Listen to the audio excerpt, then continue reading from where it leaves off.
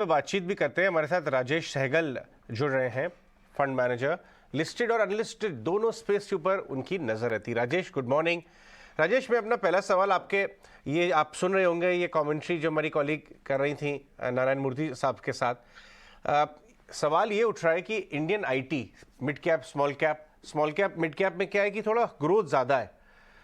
Large company थोड़ा growth और attrition के मामलों और मार्जिन से थोड़ा लड़ रही हैं।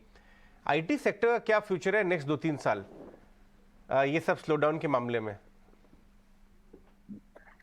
Good morning Ajay, always good to talk to you. देखिए ये पिछले 2-3 समय से जब से मेरी आपसे बात हुई है आपके चैनल पर, मैं यही कह रहा हूँ कि आईटी सेक्टर जो है वो बहुत ही वेल पोजीशनड है इस रैली में। और ग्लोबली जो हो रहा है, आई थिंक उस सब का जो प्रभाव, जो असर इंडियन आईटी के ऊपर हो रहा है वो ज्यादातर पॉजिटिव है। ऑफ कोर्स एक बैलेंस है, नेगेटिव फैक्टर्स भी हैं, लेकिन मोर और लेस पॉजिटिव है। तो आईटी सेक्टर पे आई थिंक अगले एटलीस्ट 1-2 साल तक अपना ध्यान बनाए रखिए। आईटी सेक्टर सबके पोर्टफोलियो में एक ज्यादा वेटेज में होना ही चाहिए। तो वेरी पॉजिटिव। और जैसे कि आपने कमेंट्री की कि लार्ज कैप जो बड़ी कंपनीज हैं उनमें थोड़ा ऊपर नीचे दिख रहा है, बट छोटी mid cap small cap companies में काफी एक्शन है। तो मैं ये, अगर आप अर्निंग्स देखें, स्टॉक प्राइस मूवमेंट्स तो ठीक है ऊपर नीचे होती हैं, बट अर्निंग्स देखें और कंपनी का ऑपरेशंस देखें, ग्रोथ देखें, तो लार्ज कैप कंपनीज ने भी बहुत अच्छे नंबर्स दिखाए हैं रेवेन्यू ग्रोथ के तौर पर। और जब जब भी आईटी कंपनीज की बात होती है तो करेंसी थोड़ी इंपॉर्टेंट हो जाती है। करेंसी के बारे में समझना, यूएस डॉलर करेंसी और इंडियन रुपी का मूवमेंट है। तो आई थिंक उसमें देखा जाएगा तो इन्फ्लेशन जो है अभी इंडिया और यूएस दोनों में तकरीबन सिमिलर हो गया है, 6.5% के आसपास। तो करेंसी में ज्यादा मूवमेंट यहाँ से नहीं आना चाहिए। ये आईटी कंपनीज के लिए काफी स्टेबल रहेगा और बिजनेस गेन करने के लिए यूएस में। ये क्वार्टर गॉन बाय जो था राजेश, एक तरह पे बड़ा खास था।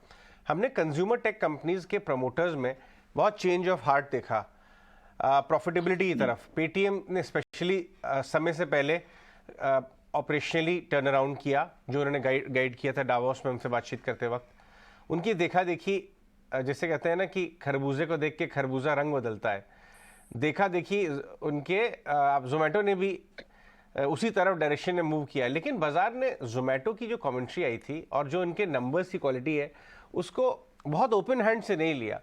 उनके प्रेस रिलीज में उनकी कंपनी का नाम एक बार है, लेकिन एडजस्टेड वर्ड जो है वो 5 बार था। लोगों ने कहा ये फाउल है, ये फाउल है। आप कंसोल नंबर पे दिखाइए। उनका ये कहना है कि साहब एडजस्टेड नंबर पे देखिए। आप इस चीज़ को कैसे देखते हैं, और ये क्या वैल्यू जोन में आ गए क्योंकि आप कंज्यूमर टेक समझते हैं? हाँ जी, हाँ जी। देखिए ये अनलिस्टेड मार्केट और लिस्टेड मार्केट में जो लैंग्वेज चलती है ये बहुत ही डिफरेंट लैंग्वेज होती है। और आई थिंक मुझे ये एडवांटेज रहा है कि मैं 25 साल से लिस्टेड मार्केट से जुड़ा हुआ हूँ और तकरीबन 15 साल से अनलिस्टेड मार्केट में ऑपरेट कर रहा हूँ। तो एक वो जो ट्रांसलेशन होती है वो एकदम क्लियरली मुझे दिख रहा है कि इसमें एक मिसमैच है। तो जो ये अनलिस्टेड लार्ज कंपनीज थी, जैसे कि आपने 2 नाम लिए, पेटीएम, जोमेटो वगैरह, ये जब लिस्टेड मार्केट में गए हैं, आई थिंक प्रॉब्लम ये हुआ है कि उन लोगों को लिस्टेड मार्केट की लैंग्वेज में उन्होंने अच्छी तरह से बात नहीं की है, तो वो ट्रांसलेशन में काफी लॉस हो गया है। आई थिंक ये जो बड़ी बड़ी पहली कंपनीज थी, पेटीएम, जोमेटो वगैरह, और बाकी भी दूसरी भी और भी जो लिस्ट हुए 21 में, आई थिंक इन सबकी रिस्पॉन्सिबिलिटी थी कि ये लिस्टेड मार्केट के जो इन्वेस्टर्स हैं, जो बड़े इंस्टीट्यूशनल इन्वेस्टर्स हैं, रिटेल इन्वेस्टर्स हैं, इनको समझाना कि ये हमारा बिजनेस मॉडल इस तरह चलता है, इस बिजनेस मॉडल में प्रॉफिटेबिलिटी इस स्टेज पे आती है। आई थिंक ये समझाना बहुत जरूरी था। लेकिन अनफॉर्चुनेटली ये हुआ है कि जो जोमेटो और पेटीएम वगैरह लिस्टेड मार्केट में गए और जो उनकी स्टॉक की पिटाई हुई है 1 साल में, तो सबने ये सोचा कि प्रॉफिट के बारे में बात करना जरूरी है और अपने ऑपरेशंस को प्रॉफिट प्रॉफिट की तरफ लेके जाना बहुत जरूरी है, एक बिल्कुल जल्दी करना जरूरी है। तो आई थिंक ये ट्रांसलेशन में लॉस हो गया है। जोमेटो, जैसे कि आपने कहा, उनकी में बहुत एडजस्टेड नंबर आया है, उस पर काफी मीम्स भी बने हैं, काफी जोक्स बने हैं। आई थिंक लिस्टेड मार्केट की जो भाषा है वो भाषा में आपको बात करना होगा, और जो प्रॉफिट है वो आपको जैसा है वैसा बताना होगा। ये एडजस्टेड और इस तरह से उस तरह से लिस्टेड मार्केट में नहीं चलता है। अनलिस्टेड मार्केट में क्या है, जो भी इन्वेस्टर्स हैं, सारे लार्ज इंस्टीट्यूशनल इन्वेस्टर्स जो अनलिस्टेड में इन्वेस्ट करते हैं, वो सब सोफिस्टिकेटेड इन्वेस्टर्स हैं। सोफिस्टिकेटेड मार्केट है। वो कंपनी जो भी लैंग्वेज में, जो भी भाषा में कुछ समझाए, वो इन इन्वेस्टर्स के पास इतने टूल्स और औजार हैं कि वो उसको समझ पाते हैं कि इसका एक्चुअल फाइनेंशियल परफॉर्मेंस क्या रहा है।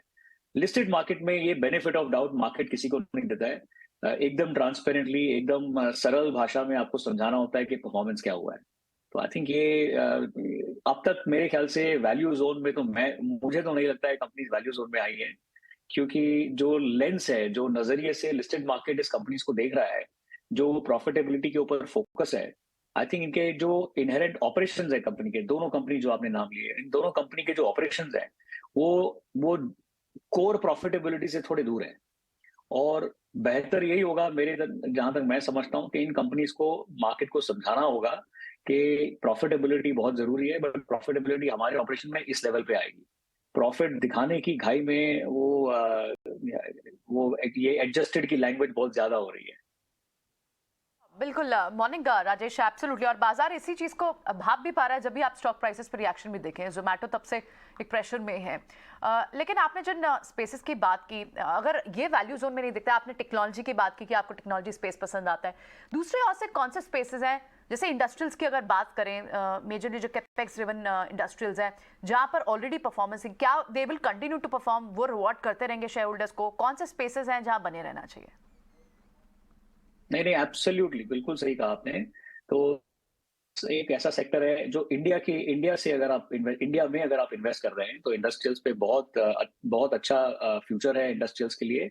उसके दो तीन रीजन है कि हमने देखा है प्राइवेट सेक्टर का जो केपेक्स हुआ है इंडस्ट्रियल्स को जो बेनिफिट करता है, वो नंबर बहुत ही अच्छा है। ये हमारे फाइनेंशियल रिव्यू जो लास्ट मंथ आया था उसमें आप देखेंगे अगर नंबर्स, तो प्राइवेट सेक्टर का जो केपेक्स है वो बहुत ही स्ट्रांग हो रहा है। और उसका एक रीजन ये भी है कि 2015 से लेके 2018 तक जो बैलेंस शीट का स्ट्रेस था प्राइवेट सेक्टर में, वो प्राइवेट सेक्टर ने उसको एड्रेस किया है। और उसका नतीजा ये हुआ है कि आपके 21-22 ये जो लास्ट ईयर गया है, यहाँ पर हमारी जो प्राइवेट सेक्टर की बैलेंस शीट है वो काफी स्ट्रांग है। तो बिकॉज ये बैलेंस शीट स्ट्रांग है, उसके चलते उनके पास ये कॉन्फिडेंस है नए प्रोजेक्ट्स बनाने का, नए इन्वेस्टमेंट करने का। और बैंक्स में भी जो क्लीन अप हुआ है उन सालों में 2015 से 2018 2019 तक, आई थिंक बैंक्स के पास भी काफी लिक्विडिटी है और काफी कॉन्फिडेंस है कि प्राइवेट सेक्टर को लेंड किया जा सकता है। तो ये एक एस्पेक्ट ये है। और जो दूसरा तरीका है वो ये सोचना है कि जो गवर्नमेंट का बजट प्रेजेंट हुआ था लास्ट मंथ, उसमें भी गवर्नमेंट ने जो स्टेप्स दिए हैं और जो गवर्नमेंट ने जो केपेक्स के ऊपर अपनी फोकस रखी है, तो आई थिंक वो फोकस से पीएसयू कंपनीज, गवर्नमेंट कंपनीज भी काफी, गवर्नमेंट इटसेल्फ काफी स्पेंड कर रही है। और आई थिंक जैसे इंफ्रास्ट्रक्चर पे इन्वेस्टमेंट होती रहेगी, जैसे केपेक्स होता रहेगा, इंडस्ट्रियल कंपनीज जो लिस्टेड कंपनीज हैं उसमें बहुत सारा स्कोप है, क्योंकि सबकी वैल्यूएशन बहुत अच्छी नहीं है। आई थिंक अभी थोड़ी देर पहले लार्सन टुब्रो के बारे में बात हुई, और वैसे एलएनटी के जैसे और भी बहुत सारी कंपनीज है इंडस्ट्रियल कॉम्प्लेक्स में जो काफी वेल पोजिशन है अगले कम से कम 2-5 साल के लिए, क्योंकि ये लॉन्गर टर्म सेक्टर है। इसमें जब ऑर्डर आता है तो ऑर्डर एग्जीक्यूट करने के लिए 2-4 साल लगते हैं, और ऑर्डर बुक पे थोड़ी नजर रखनी चाहिए। तो काफी कंपनीज हैं जो बहुत वेल प्लेस्ड है एक इंडस्ट्रियल्स में। और दूसरा जो सेक्टर है वो आई थिंक बैंकिंग में काफी समय से 2-3 बार हमारी जो बैंकिंग के ऊपर भी काफी फोकस किया था। तो आई थिंक बैंकिंग में तो बहुत ही अच्छा रन मिला है हम लोगों को पिछले कुछ महीनों में। I think banking going forward अगले 3-6 महीने अगर आप देखें तो उसमें एक मेन वर्सेस बॉयज जो है उसमें एक डिफरेंशियल बनेगा। तो कुछ अच्छे बैंक जो ऐसे हैं, बड़े और छोटे दोनों मिलाकर, उनका परफॉर्मेंस मेरे ख्याल से अच्छा चलता रहेगा। But banking as a whole complex अगर आप ब्लाइंडली फॉलो करेंगे तो उसमें इतना रिटर्न आने की आशंका नहीं है। उसमें उन्होंने जो कमेंट्री दी है वो भी ये बता रही है कि शायद कुछ पैरामीटर्स के ग्रोथ पे बेस्ट इज बिहाइंड देम, लेकिन वो कह रहे हैं अच्छे बैंक मैनेज कर लेंगे एनआईएम प्रेशर को, क्योंकि फी बेस्ड इनकम बढ़ा लेंगे और प्रोडक्ट मिक्स को ठीक कर सकते हैं। ग्रोथ के बारे में भी उन्होंने बातचीत की कि कुछ स्लो डाउन भी देखने को मिल रहा है। लेकिन आगे बढ़ते हैं, आखिरी सवाल मैं आपसे करना चाहूंगा अनलिस्टेड पार्ट पे, क्योंकि ये बहुत बड़ी मिथ है कि बाजार में सिर्फ लिस्टेड पे ही फोकस है। बहुत रिटेल एचएनआई में मिलता हूँ देश भर में जो unlisted side of the market में बहुत अग्रेसिवली देख रहे हैं।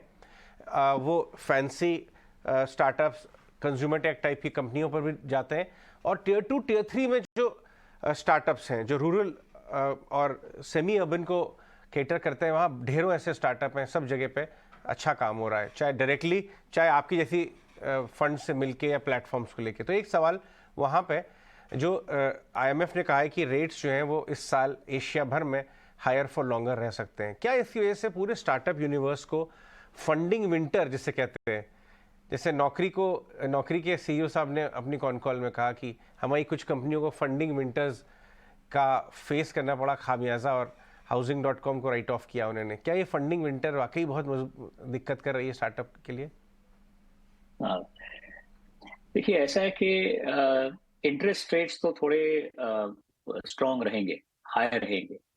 आई थिंक उसका रीजन ये है कि जो इन्फ्लेशन हमने देखा है in the past, recent past, वो इन्फ्लेशन को काबू में करने के लिए इंटरेस्ट रेट्स आपको बढ़ाने पड़ेंगे। और RBI सिर्फ अकेला एक बैंकर नहीं है जो इंटरेस्ट रेट बढ़ा रहा है। आई थिंक ग्लोबली जितने भी ज्यादा सेंट्रल बैंक्स हैं, most of them rate increase कर रहे हैं to control inflation. I think unlisted market में ये हो रहा है कि जो आपने फंडिंग विंटर कहा, तो एक जैसे कि लिस्टेड मार्केट कहते हैं, तो वो लिस्टेड मार्केट एक ही मार्केट नहीं है। उसके अगर आप उसको एक स्लाइस डाइस करेंगे तो उसमें लार्ज कैप है, मिड कैप है, स्मॉल कैप है, अलग सेक्टर्स है, एटसेट्रा। तो काफी एक टेक्सचर है उसमें। सिमिलरली अगर आप अनलिस्टेड मार्केट को देखें तो वो एक ही मार्केट नहीं है, उसमें भी काफी टेक्सचर्स हैं, काफी स्लाइसिंग डाइसिंग करेंगे। तो अनलिस्टेड मार्केट में जो बहुत अर्ली स्टेज कंपनी है, जो कि पिछले 2-4 सालों में छोटी कंपनीज हैं, अभी ऑलरेडी 2-4 सालों में बनी है कंपनीज और अभी छोटी है साइज में। आई थिंक उस सेक्टर में फंडिंग विंटर क्या है, अगर आप किसी को पूछोगे तो उनको पता ही नहीं है फंडिंग विंटर क्या है, क्योंकि उनको फंडिंग मिलती जा रही है। जैसे कि आपने भी बताया कि काफी HNIs इंडिया में all across, not just Bombay, Delhi, Bangalore, Calcutta, but छोटे छोटे शहरों में भी ये जो HNIs हैं जिनके पास थोड़ा इन्वेस्टमेंट करने के लिए सरप्लस है, वो ये अनलिस्टेड सेक्टर में इन्वेस्ट करने के बहुत उतावले थे और काफी उन्होंने इन्वेस्ट किया भी है। इनका जो पैसा है वो ज्यादा करके इन छोटी कंपनीज में जा रहा है। तो छोटी कंपनीज जो मान लो कि 2, 5, 10 करोड़, 20 करोड़ रुपए तक रेस कर रही हैं, आई थिंक उनको कोई दिक्कत नहीं हो रही है पैसा रेस करने में। वो पैसा रेस कर रहे हैं और अपनी ग्रोथ कर रहे हैं। आई थिंक प्रॉब्लम जो ये फंडिंग विंटर जो है, ये लार्जर कंपनीज में हुआ है। और लार्जर कंपनीज में इसलिए हुआ है फंडिंग विंटर के उनकी जो फंडिंग रिक्वायरमेंट है वो 50 मिलियन, 100 मिलियन, काफी बड़े फंडिंग रिक्वायरमेंट है।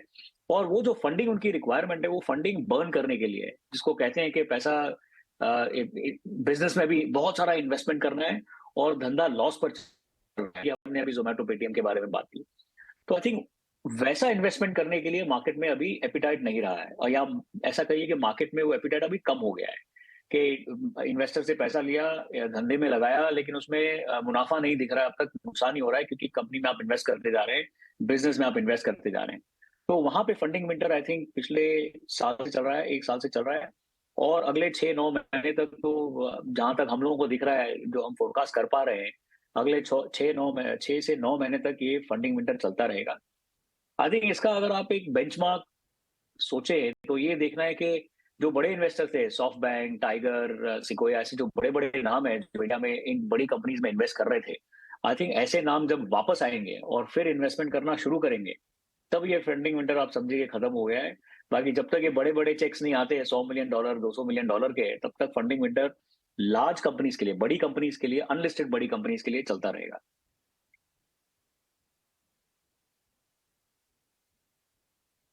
ठीक है राजेश जी, बहुत बहुत शुक्रिया, थैंक यू वेरी मच। अच्छा लगा आपसे आज बातचीत करके, उम्मीद करते हैं जल्दी आपसे वापस मुलाकात होने वाली है। बहुत शुक्रिया sir, thank you very much आज बातचीत करने के लिए।